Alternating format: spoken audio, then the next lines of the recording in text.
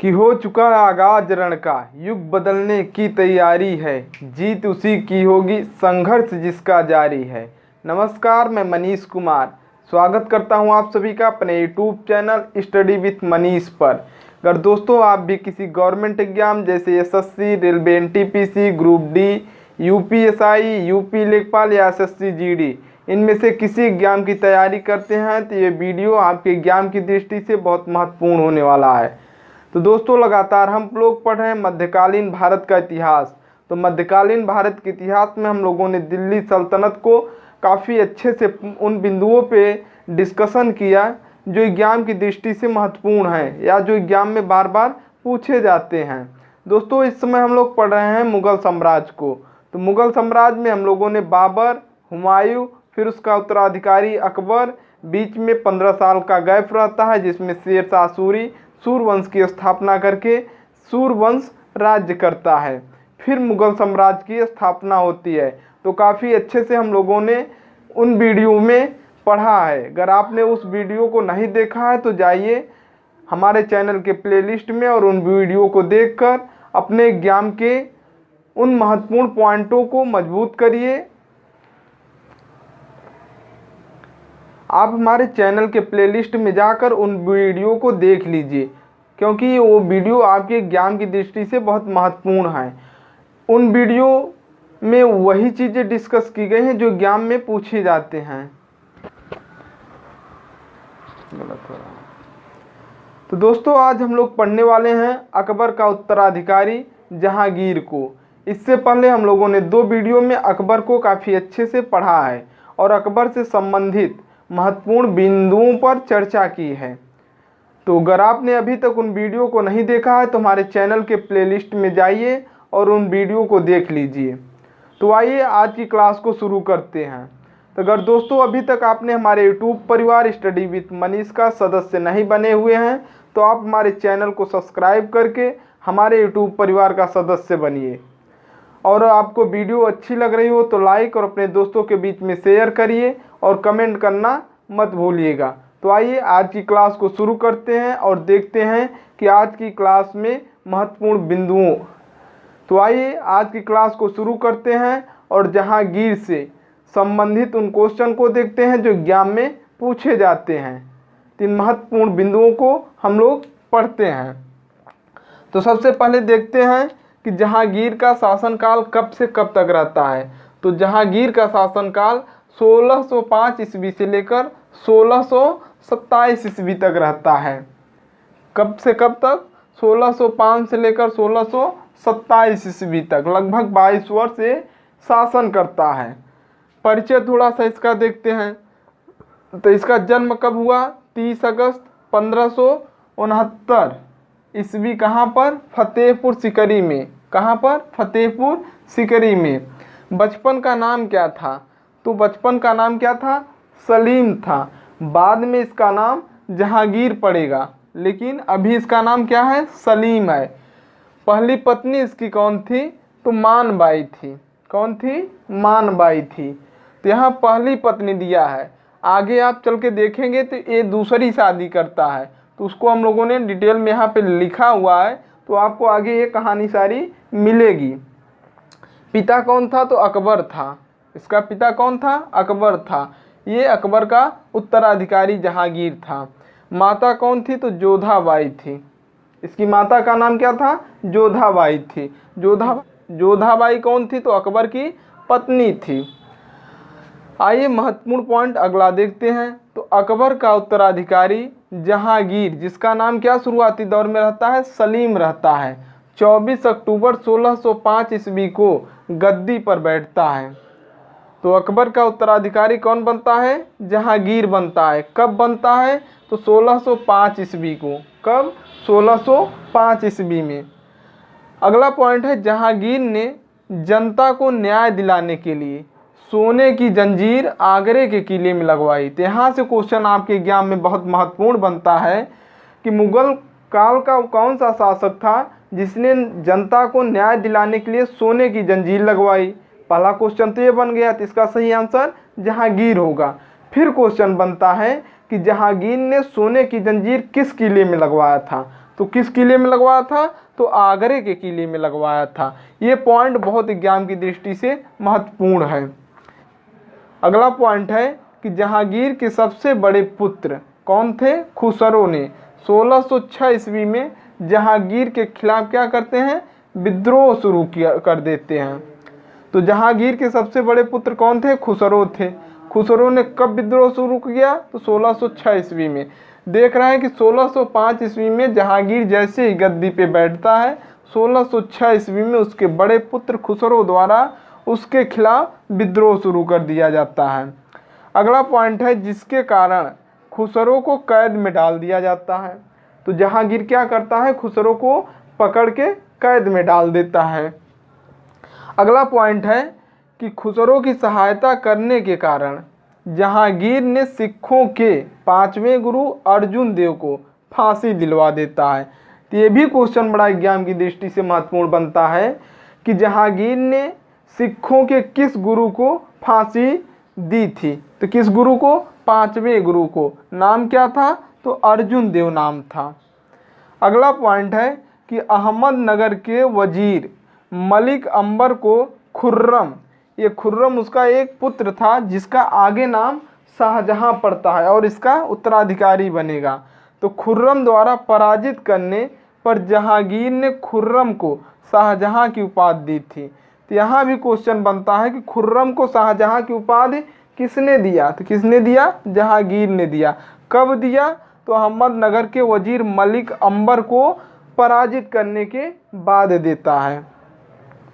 अगला पॉइंट है कि मेवाड़ के शासक महाराणा प्रताप के बाद उनका पुत्र अमर सिंह, कौन? अमर सिंह मेवाड़ का क्या बनता है? शासक बनता है। तो पिछली वीडियो में हम लोगों ने देखा कि अकबर द्वारा बहुत राज्यों को अपने राज्य में मिला लिया जाता है, लेकिन मेवाड़ एक ऐसा राज्य था जहां महाराणा प्रताप उस समय शासक थे, लेकिन इन्होंने कभी भी अकबर की अधीनता को स्वीकार नहीं किया। तो उसके बाद भी जब अकबर की मृत्यु होती है, जहांगीर शासक बनता है, तो फिर भी वो संघर्ष जारी रखता है, मेवाड़ को जीतने के लिए संघर्ष जारी रखता है। तो महाराणा प्रताप की भी मृत्यु हो जाती है, तो उनका पुत्र कौन शासक बनता है? अमर सिंह बनता है।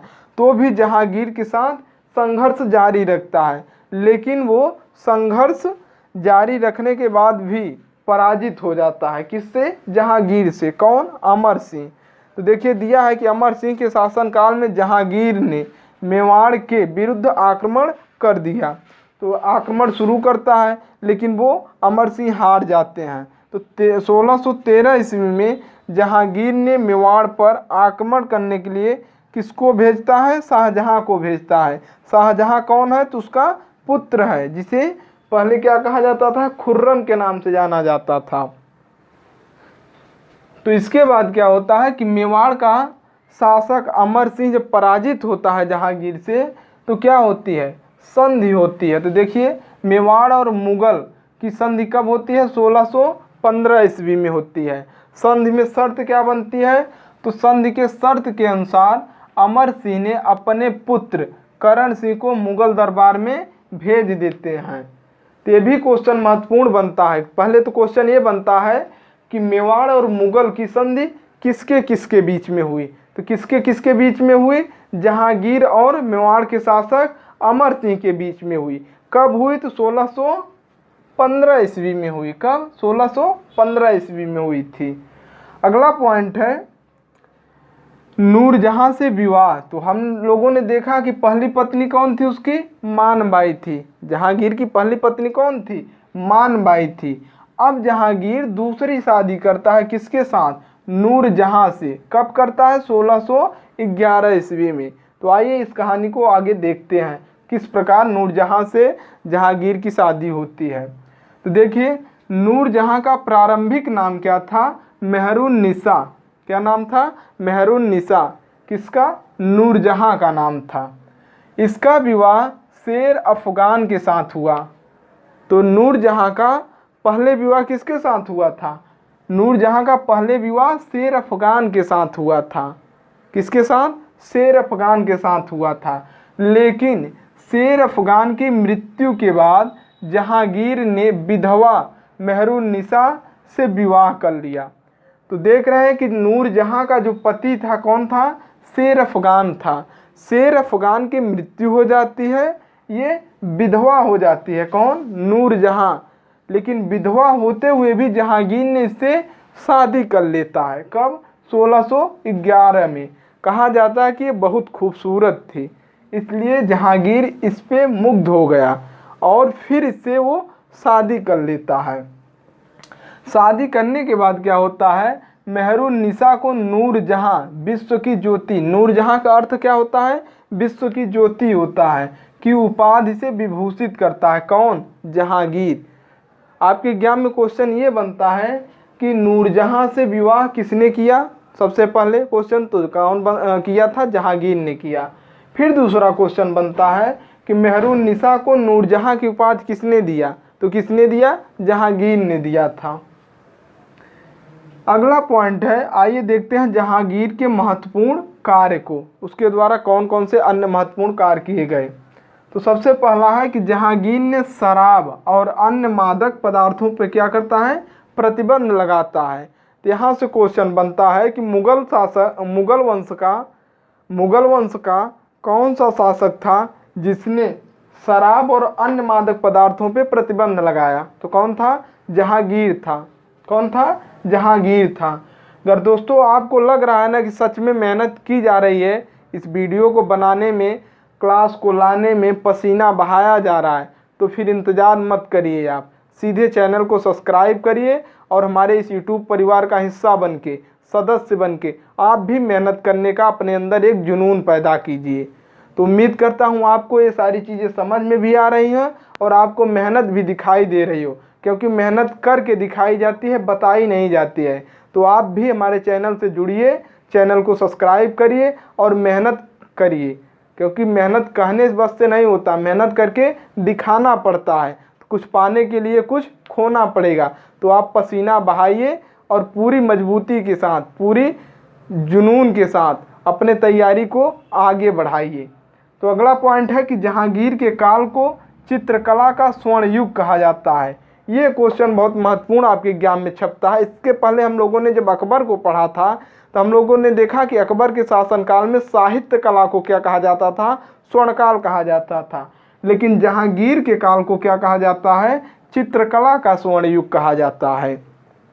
यहाँ से क्वेश्चन बहुत कंफ्यूज करता है, जैसे साहित्य का अकबर के साथ होगा, चित्रकला का जहांगीर के काल में होगा, और इसके बाद जब इसका उत्तराधिकारी शाहजहां बनेगा तो स्थापत्य कला का स्वर्ण युग जो कहा जाएगा, शाहजहां के युग को कहा जाएगा। तो आपको कंफ्यूज नहीं होना है, ये तीनों पॉइंट को एकदम डिटेल, इन तीनों पॉइंट को बड़ी बारीकी के साथ आपको याद रखना पड़ेगा। फिर से दोहरा दे रहा हूँ कि हिंदी साहित्य अकबर, हिंदी साहित्य को स्वर्णकाल कहा जाता था किसके शासनकाल में, अकबर के शासनकाल में। चित्रकला का स्वर्णकाल कहा जाता है किसके शासनकाल को, जहांगीर के शासनकाल को। स्थापत्य कला जब हम लोग शाहजहां को जब हम लोग पढ़ेंगे तो उसके काल में किसको कहा जाएगा, तो स्थापत्य कला का स्वर्णकाल कहा जाएगा। अगला पॉइंट है कि जहांगीर एक उच्च कोटि का लेखक था। क्या था, लेखक था, और उसने अपनी आत्मकथा तुजू के जहांगीरी किसमें करता है, फारसी भाषा में लिखा था। तो भी क्वेश्चन बनता है आपके एग्जाम में कि मुगल वंश के कौन कौन से शासक थे जो अपनी आत्मकथा को स्वयं लिखा, तो कौन था, बाबर ने लिखा था। बाबर को जब हम लोगों ने पढ़ा तो उसमें देखा था कि बाबर ने अपनी आत्मकथा बाबरनामा में लिखा। किसमें, बाबरनामा में लिखा। वो किस भाषा में, बाबरनामा किस भाषा में लिखी गई है, तो तुर्क भाषा में लिखी गई है। लेकिन तुजू के जहांगीरी किस भाषा में लिखी गई है, तो ये फारसी भाषा में लिखी गई है। किस भाषा में, फारसी भाषा में लिखी गई है। और मुगलों की राजभाषा क्या थी, तो फारसी थी। तीन क्वेश्चन आपको कंफ्यूज नहीं होना है। अगला पॉइंट है कि जहांगीर के शासनकाल में कैप्टन हॉकिंस, ये कौन था, तो प्रथम अंग्रेज था। कौन था, प्रथम अंग्रेज था। तो सर कैप्टन हॉकिंस जो कि प्रथम अंग्रेज था, सर टॉमस रो एवं एडवर्ड टैरी जैसे यूरोपीय यात्री आए थे। तो जहांगीर के शासनकाल में पूछ लिया जाता है कि कैप्टन हॉकिंस किसके शासनकाल में आया, तो किसके शासनकाल में, जहांगीर के शासनकाल में। सर टॉमस रो किसके शासनकाल में आया, तो जहांगीर के शासनकाल में आया। एडवर्ड टेरी किसके शासनकाल में आया, तो जहांगीर के शासनकाल में आता है। ये सब क्या थे, यूरोपीय यात्री थे। कैसे यात्री, यूरोप से आने वाले यात्री थे। अगला पॉइंट है कि जहांगीर की मृत्यु 1627 ईस्वी में हो गई। तो जहांगीर की मृत्यु कब होती है, 1627 ईस्वी में। जन्म कब होता है, तो 1569 ईस्वी में। कहाँ पर, फतेहपुर सीकरी में। अगला पॉइंट है कि जहांगीर का मकबरा लाहौर में नूरजहां ने बनवाया। तो ये क्वेश्चन बनता है कि जहांगीर का मकबरा कहाँ पे है, तो पहला पॉइंट तो हो गया लाहौर में है। फिर क्वेश्चन पूछता है कि किसने बनवाया, तो नूरजहां ने बनवाया। नूरजहां जहांगीर की कौन थी, तो दूसरी पत्नी थी। अभी तो हम लोगों ने पढ़ा नूरजहां के विषय में, तो नूरजहां जहांगीर की दूसरी पत्नी थी। अगला पॉइंट है कि जहांगीर का उत्तराधिकारी कौन था, शाहजहां था। तो जहांगीर का उत्तराधिकारी कौन बनता है, शाहजहां बनता है। शाहजहां का पहला नाम क्या था, खुर्रम था। इसके पहले हम लोगों ने पढ़ा यहाँ पे ना, खुर्रम था। तो दोस्तों आज के लिए इतना ही, मिलते हैं अगली वीडियो में, तब तक के लिए नमस्कार। अगर आपने अभी तक हमारे YouTube channel study with Manish को सब्सक्राइब नहीं किया है तो सब्सक्राइब कर लीजिए, और वीडियो अच्छी लग रही हो तो उन्हें लाइक और अपने दोस्तों के बीच में शेयर करिए, और वीडियो का फीडबैक देने के लिए कमेंट ज़रूर करिए। तो दोस्तों अगली वीडियो में हम लोग पढ़ने वाले हैं जहांगीर के उत्तराधिकारी शाहजहां को। तो कल की वीडियो में हम लोग शाहजहां को काफ़ी अच्छे से महत्वपूर्ण बिंदुओं को देखते हुए एग्जाम की दृष्टि से हम लोग पढ़ेंगे। तो आज के लिए इतना ही, मिलते हैं अगली वीडियो में, तब तक के लिए नमस्कार।